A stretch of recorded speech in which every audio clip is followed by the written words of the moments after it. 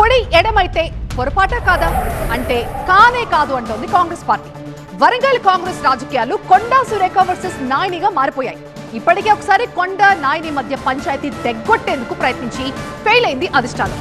దీంతో గొడవ జరిగాక పరిష్కార మార్గాలు వెతకడం కన్నా అసలు గొడవే జరగకుండా చుట్టం మిన్నా అని డిసైడ్ అయింది. అందుకే ఒక చక్కని పరిష్కారం కూడా చూపించింది. ప్రజాపాలన వేడుకల అతిథులనే మార్చిపడేసింది. ఉమ్మడి వరంగల్ జిల్లాలో కొండా మురళి, మంత్రి కొండా సురేఖ దంపతులకు మిగిలిన కాంగ్రెస్ నేతలకు మధ్య పచ్చగడ్డి వేస్తే భగ్గుమంటోంది. కడియం సహా ఇతర పార్టీల నుంచి కాంగ్రెస్లోకొచ్చిన వారిపై కొండా చేసిన ఆరోపణలు సంచలనంగా మారాయి. ఈ వ్యాఖ్యలపై ఆగ్రహం వ్యక్తం చేసిన నేతలు హనుమకొండ డీసీసీ అధ్యక్షుడు నాయిని రాజేందర్ రెడ్డిని కలిశారు. వీరంతా వెళ్లి కొండాపై క్రమశిక్షణా కమిటీకి ఫిర్యాదు చేశారు. దీంతో క్రమశిక్షణా కమిటీ కొండా మురళిని పిలిచి మాట్లాడి పంపించింది.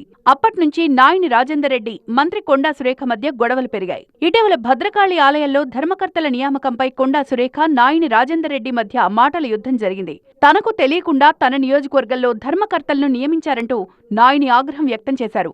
దీంతో దేవాదాయ శాఖ మంత్రికి 2 సభ్యులను నియమించే అధికారం కూడా లేదా అంటూ కొండా వ్యాఖ్యానించారు.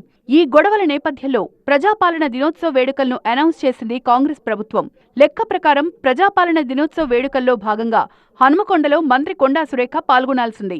నాయిని, కొండా సురేఖ మధ్య గొడవకు ఈ వేదిక ఆజ్యం పోయొద్దని భావించింది అధిష్టానం. ప్రజాపాలన దినోత్సవ అతిథుల పేర్లలో మార్పులు చేసింది.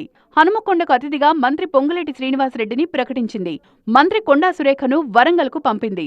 దీంతో కొండా, నాయిని మధ్య గొడవ నెక్స్ట్ లెవెల్కి వెళ్లకుండా జాగ్రత్త పడింది హైకమాండ్. స్థానిక సంస్థల ఎన్నికల నాటికి ఉమ్మడి జిల్లాలో నేతల మధ్య సఖ్యత పెంచేందుకు పీసీసీ చర్యలు తీసుకుంటోంది.